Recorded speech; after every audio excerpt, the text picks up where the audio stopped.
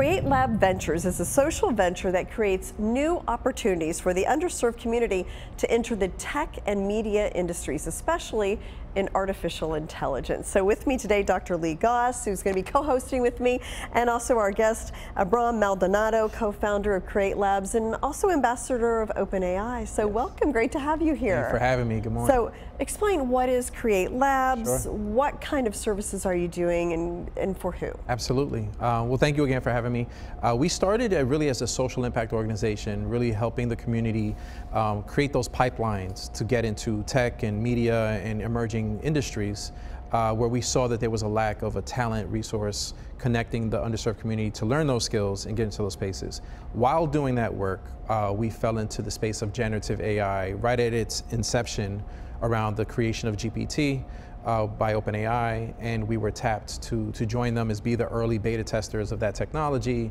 And since that time, going back now, I guess 3 years, we have developed to become the first, one of the first generative AI companies servicing enterprise and businesses to develop AI products for them to help them get into this space.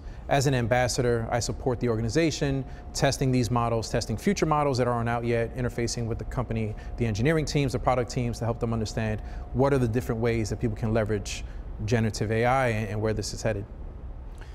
So, great to have you here and excited to learn about this. AI is definitely a buzzword now, and then generative AI adds a layer to that. And I think a lot of people are speaking about it, but I would love to hear from your perspective, what is generative AI?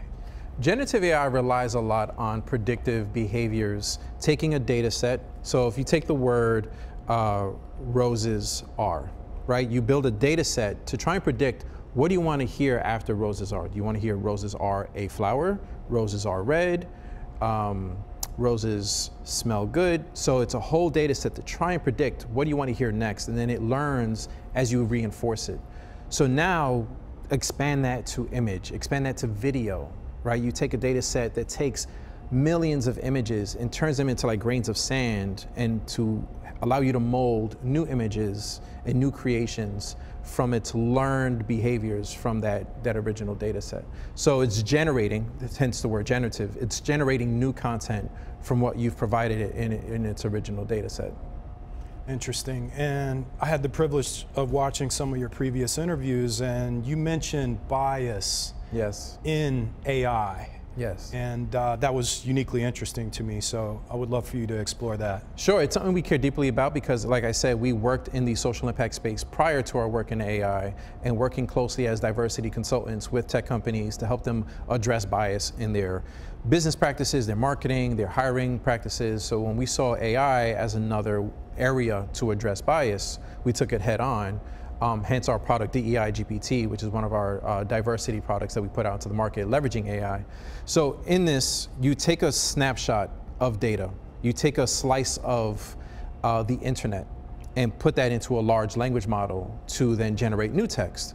Well, if that slice has bias in it, then inherently the new language model will also carry through that bias. So you have to address and really investigate, what are we feeding this machine?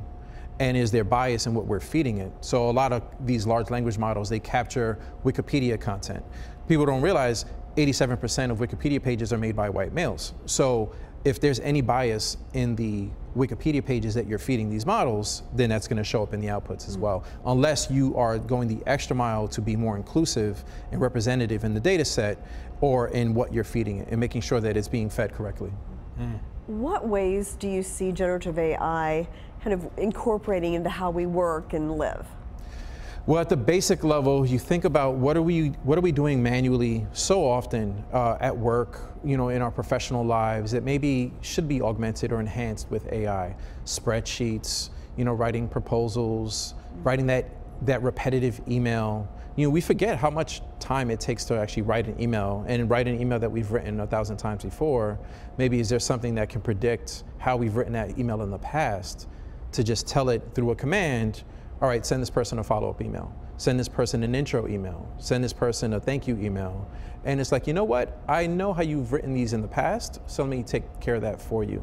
In our daily lives, my children use it when they get stuck in a video game, when they need help with a math question. Personally, we have 9-year-old twins and a 4-year-old. My children were stuck on a math question that even we couldn't figure out. And my wife and I were debating on what was the right answer for a 3rd grade math problem. So we went to ChatGPT and we were like, well, Chat, what do you think is the right answer? Just so me and my wife don't continue to, fight in front of our children over a 3rd grade math problem. Yeah, so no, it helped. Yeah, that math gets difficult as It does. kids get older. We get I know. rusty. I've been there. Yeah. So it's been a while. The youth are going to be great at it. Absolutely. I guess my question is for people that are still in the workplace now, how can we keep up? How can we educate ourselves? How can we use AI to our advantage? How do we fit into this? Well, each company has different policies around adopting it, whether it's banned, whether it's permitted. What you're seeing more and more of is a company say, you know what? We're going to train our own instance of a custom model that's trained on our data that you could use for internal purposes only, not public facing. That's usually the first baby step in. So that way, if you need any information, a lot of companies use like an internal wiki or Confluence you might see sometimes, or internal Notion or Google Docs. And they'll say, I need to answer this question for a customer. Can you help me? And there's an internal chatbot that has learned all of the company's data, the products, product history, that can answer that question in a second for you. So it's a great resource to have right at your disposal as you're doing your business. From a content generation, when things are going public, that's where things get a little bit more tricky because everyone's so worried of this word hallucinations. Because sometimes it could just make up an answer. Right. It's not Siri or Alexa where it's gonna stop and say, you know what, I don't know the answer, cannot compute. It's a people pleaser. It's gonna say, you know what, you want an answer, I'm gonna give it to you, even if it's not real. And that's where you have to make sure that there's proper guardrails and proper preparation in how that was built to make sure that it minimizes those hallucinations before you point it to the public. Learned a new word as it pertains to AI, hallucination. Yeah, I was wondering why maybe it's like exaggerations or no, it's just flat out. Just flat out makes it up. Yeah, I've heard of it's that. a common word now, hallucinations. So with your company, you're dealing with a lot of different companies and different areas of business, and some disciplines are adopting AI quickly and others are more resistant. Yep. What are you seeing kind of as someone at the forefront? Well, even those that are more resistant, they're saying to us, look, we want to take advantage of this technology. Let's keep it what they say off-prem, right? So let's have this built externally so it's not connected to our internal systems, and let's test it in a testing environment. And then once it's proven safe and ethical and successful and we feel good about it, then maybe we'll start working it into our internal systems. Others, there's a balance, right? Because there's, all right, let's just keep it in R&D, right? Let's keep it low stakes. Let's keep it, in the basement for now while we test it. While others are like, no, let's go to CES. Let's make a big announcement. Let's make a big splash because we want to show our customers that we're cutting edge and we're on pace with innovation. And we're one of the innovative companies that are brave enough to take it full on. And when they want to keep up in that pace, in that race to innovation, and if they don't have the resources in-house, then they call us. And they're like, look, we can't, we're not fast enough, nimble enough to stay on pace with how this technology is moving in-house with our internal teams and our internal resources. So Create Labs, why don't you come in and build it for us, and we'll give you our needs and our business requirements, and then you take it from there. So walk me through that process. How can a company reach out to Create Labs? What does that workflow look like? Sure, believe it or not, a lot of companies reach out through LinkedIn, through social media. All of our business has been inbound. So a lot of it, people just find our contact form on our website. And I now, in this last year, carry another full-time role of being a keynote speaker on AI and the future landscape. So You're fired. We're putting AI in your spot. Man, yeah, that's not far behind. They'll definitely be. I'm not sure if it's you. Yeah, this is an avatar. Sorry, folks. Spoilers out.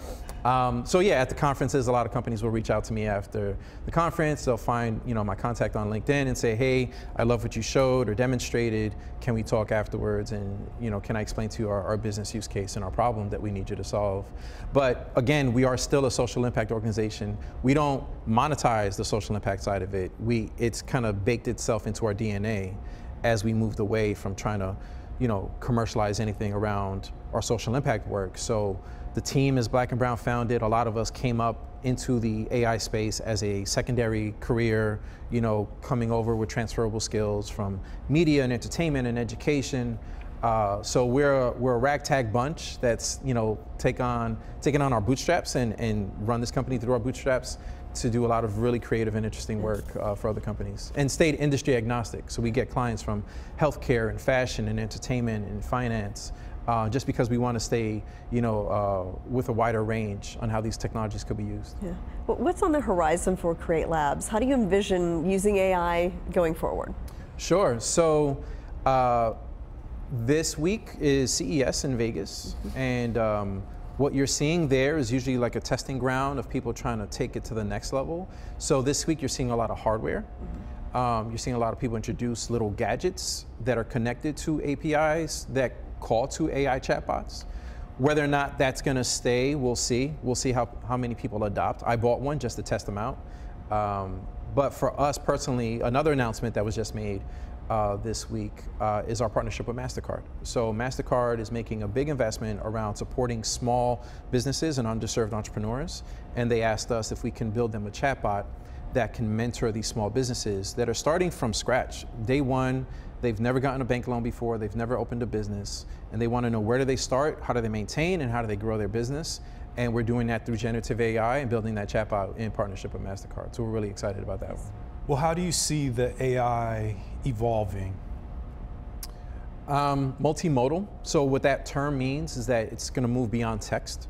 Multimodalities means you're going to have text and voice and video and imagery.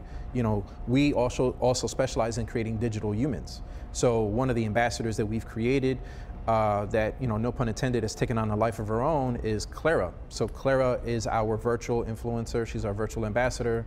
She also gets booked to go out and speak at conferences. And the interesting with her is that she can respond in real time. So the audience can ask her questions and she responds. And she's trained as another employee of Create Labs.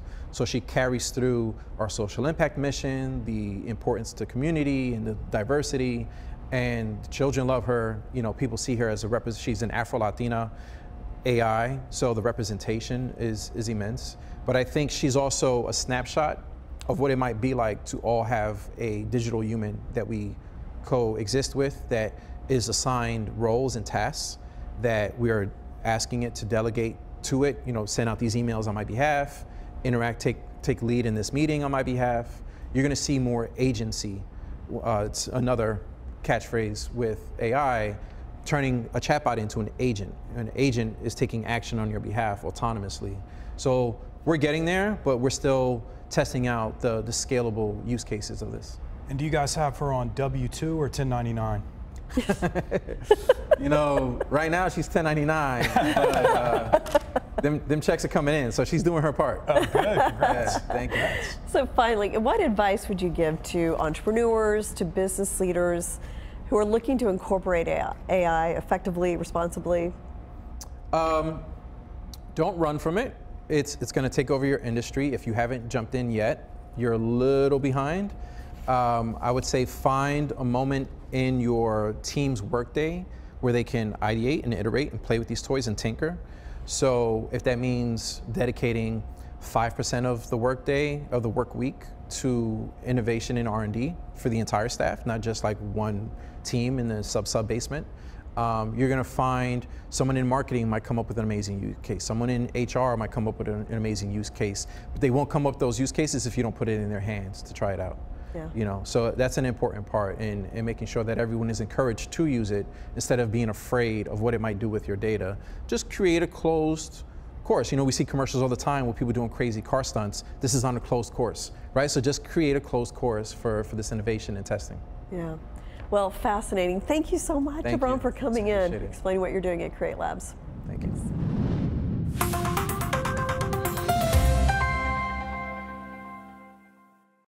What's your first memory of having a gap? I never really thought about it until I was older.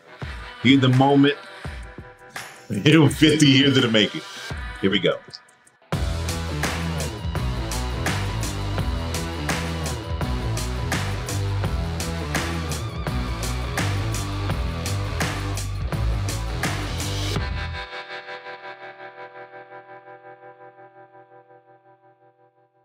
Hello and welcome to the Business of Blockchain. I'm Jane King. Today we're talking about automobile titles on the blockchain.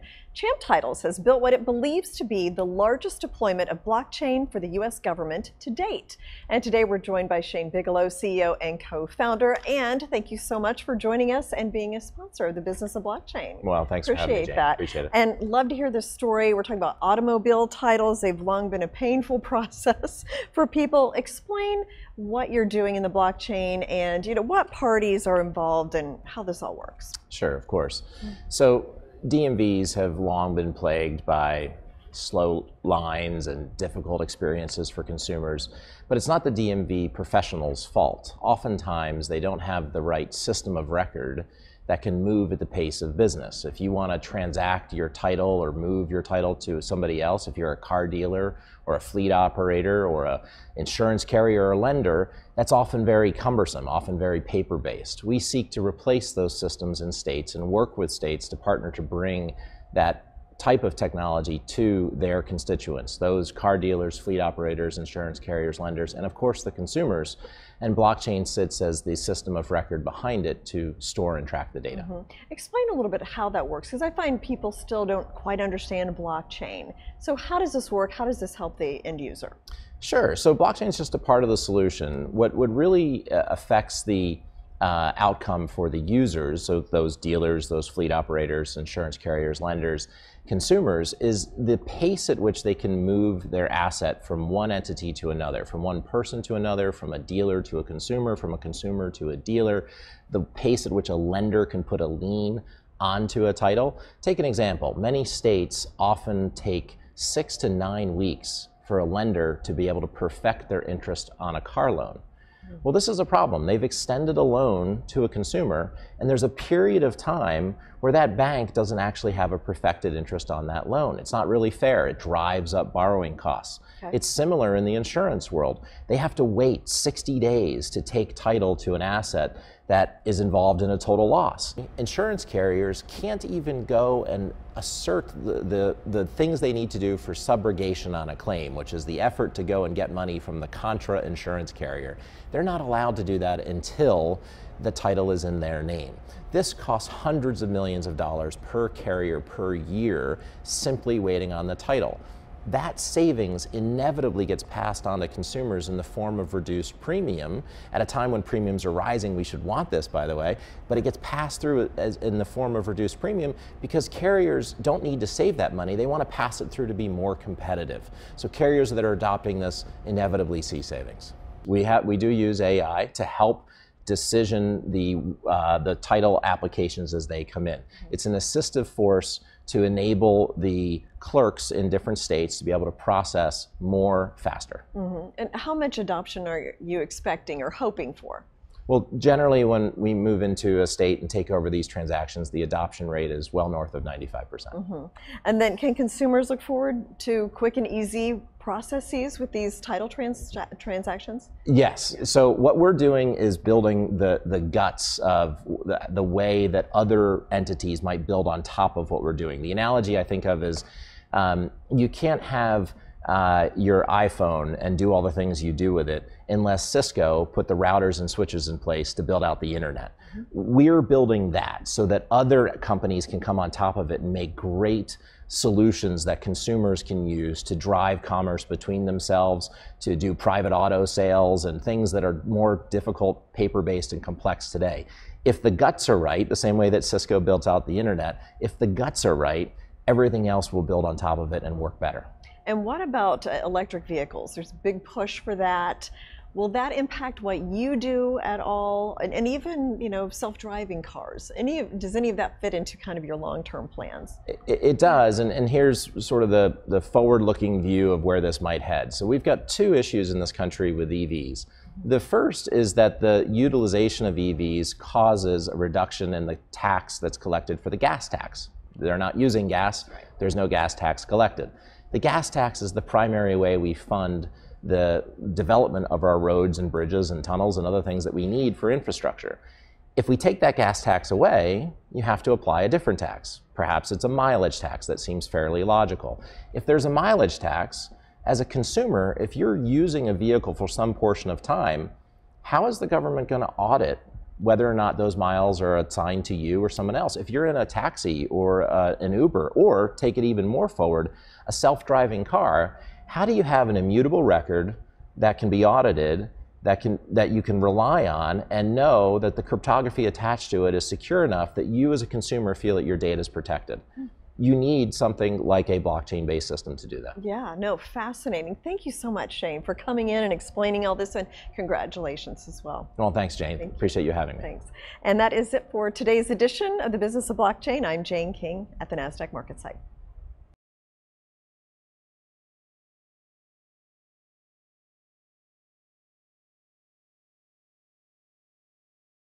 What's your first memory of having a gap? I never really thought about it until I was older. In the moment, 50 years in the making. Here we go.